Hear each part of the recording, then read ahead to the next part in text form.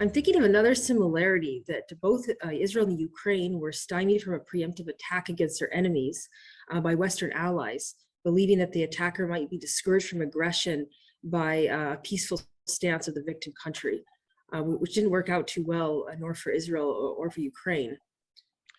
Seems like Western countries are so hell-bent on hoping that war won't break out, even if all the indications are that the aggression is about to happen.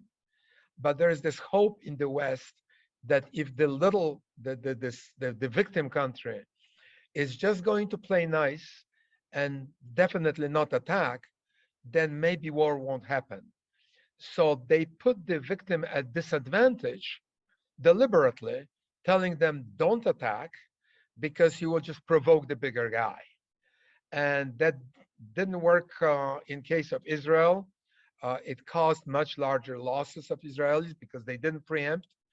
And the same with Ukrainians. If Ukrainians preempted the massed Russian soldiers, although it was much less likely because Ukrainians themselves were nervous and Ukrainians themselves were not that eager to preempt anybody. They were hoping, and President Zelensky till the last minute was hoping that Russians will not attack because it sounded pretty dumb for them to attack Ukraine.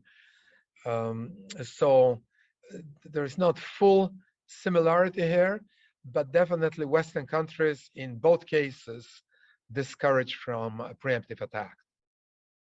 Well, in the case of Yom Kippur War, the U.S. was very against Israel preempting because of the Cold War situation at the time, where they had signed the SALT agreements and Kissinger was committed to the defense and was determined to not let that unravel. They wanted to protect the peace with the Russians. Yes, the detente. Yes, and Israel was determined to get an airlift of supplies. Golda at the time was trying to secure delivery of Phantoms to Israel and from the U.S., and she was not willing to jeopardize that with a preemptive strike. So basically, in that case, Israel kind of gave up on their own desires to please the U.S. in hopes of getting a supply of weapons and staying in the good graces of the United States. And Russia and Ukrainians were also, even more than Israelis, were very dependent on supply of weapons from the West. So they had to adhere to Western wishes. And even though Ukrainians were clearly attacked and didn't preempt, when Ukrainian ambassador in Germany was talking to German authorities asking for help, in the first few days, he got really cold shoulder, and Germans basically told him, listen, your country is going to last maybe 3 more days. We're not going to waste time and treasure on helping you because this whole thing will be over in a week.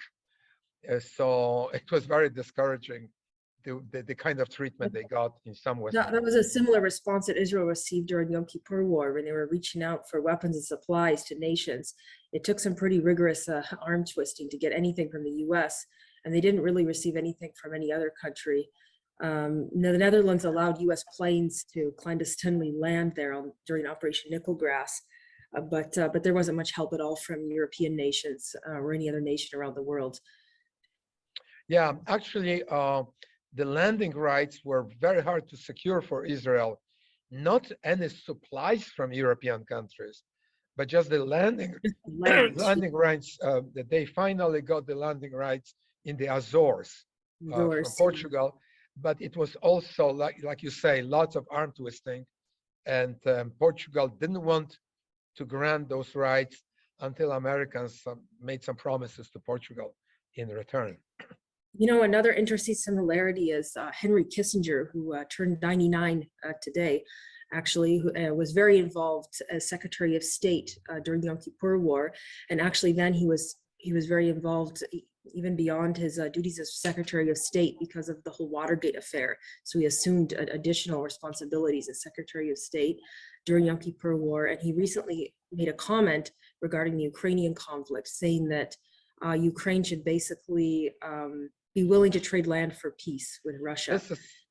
this is very bizarre that the same Yeah. person, Kissinger, gets involved almost 50 years later, and he was giving advice in Yom Kippur, and the advice was basically he was trying to maintain peace, or at least later on, not to have any decisive victory by Israel.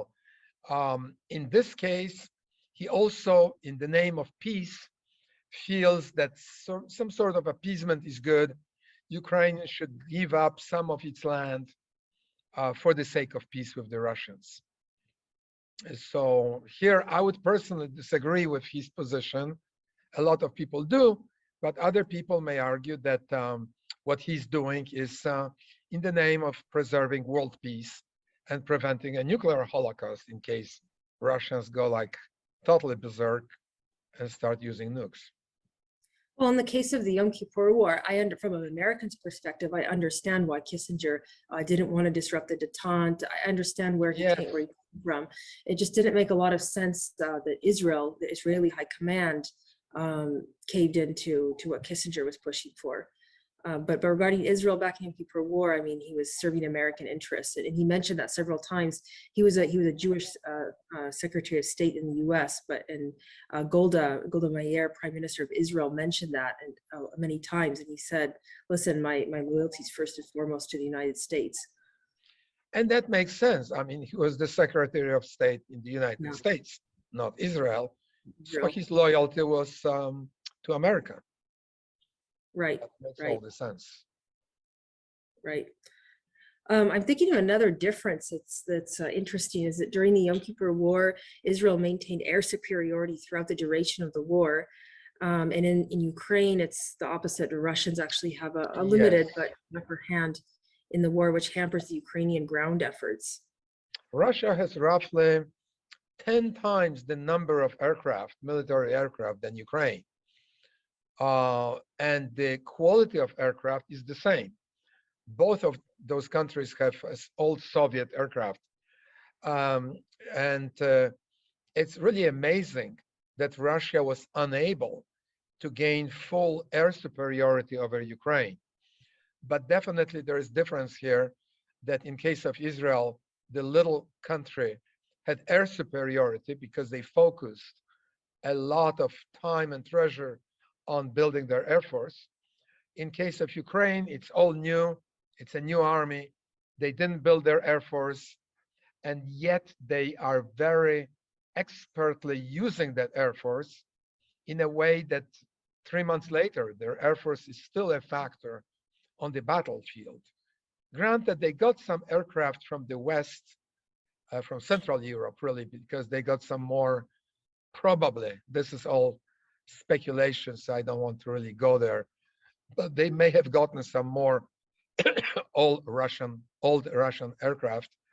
But still, the fact that Ukrainians are still fighting in the air and denying Russians air control, very remarkable to the heroism and expertise of Ukrainian pilots. Yeah, I have to point out, though, that during Yom Kippur War, although Israel maintained air superiority over their land, it didn't really have any decisive influence on the outcome of the war, because the Arabs reckoned with the fact that Israel was always going to have air superiority, and they didn't even try to really engage in dogfights with Israeli pilots. They just found a way to neutralize Israeli planes by using their a SAM umbrella, which was very effective at shooting down Israeli pilots. So actually, there is similarity here too, although in reverse, because the smaller country, Ukraine, uses American-made Stingers and other rockets, the British and some other rockets, very effectively against Russian aircraft.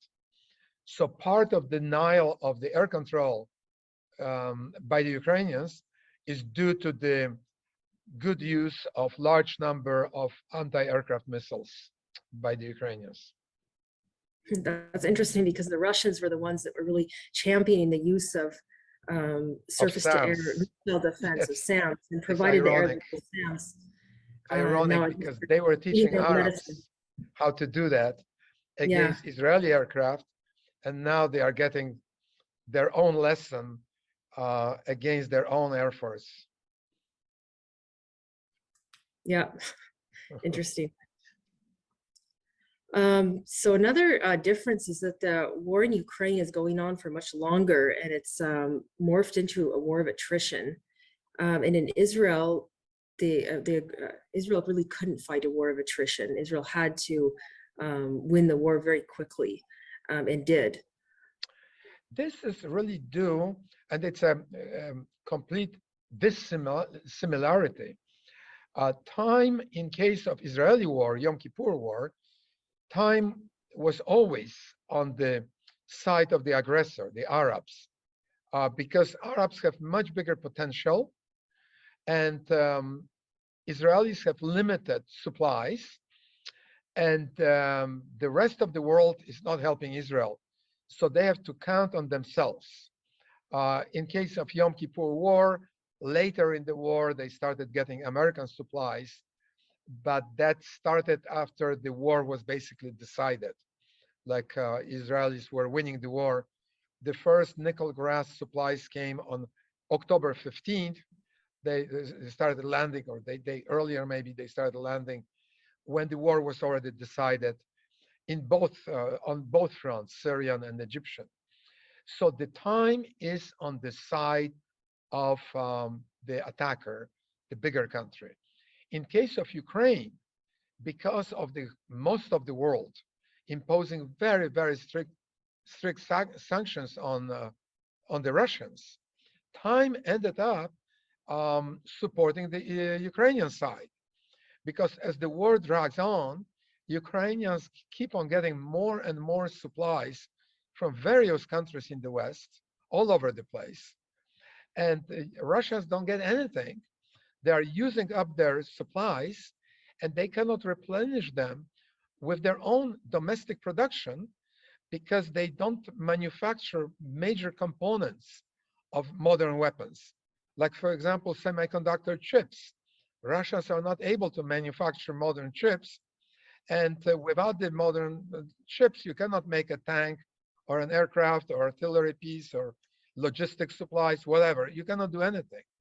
So the situation favors Ukrainians. Time is on the Ukrainian side.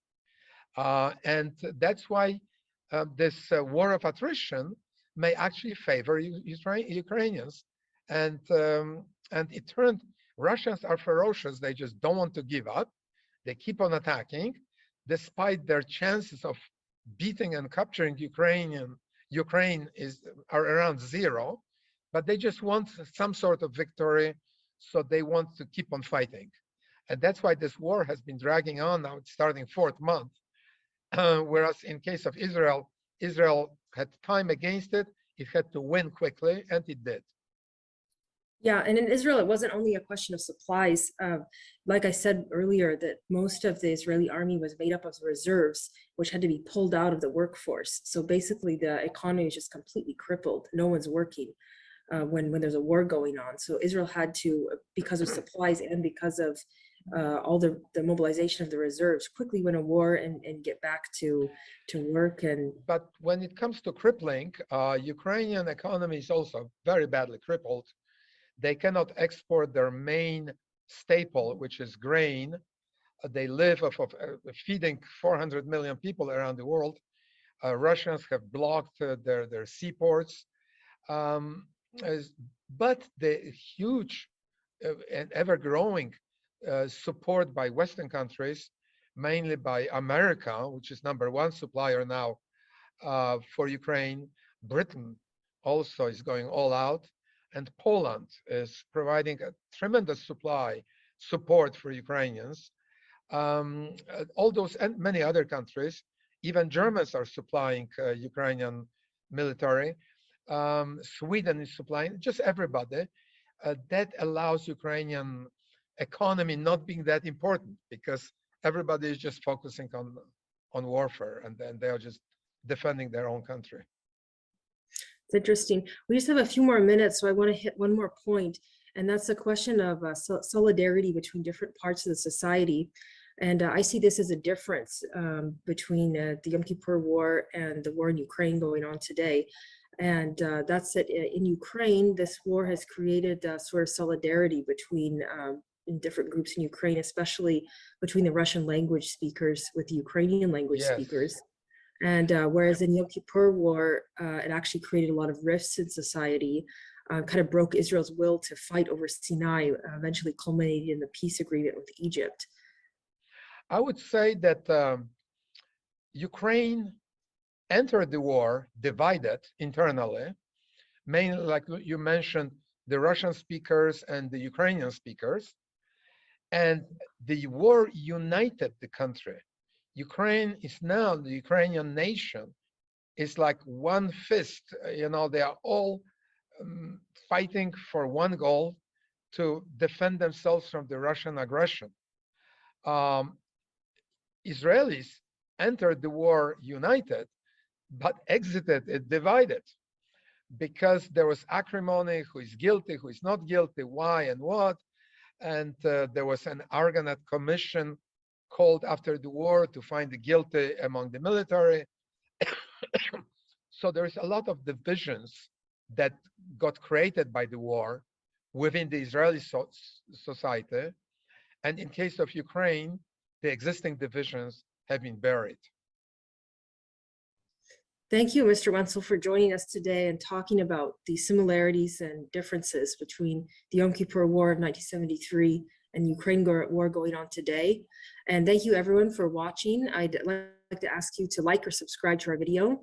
And if you'd like to hear more or read more great historic content and parallels, you can subscribe to our Yom Kippur War newsletter at sagger.com, where you can learn how the war impacted people's lives.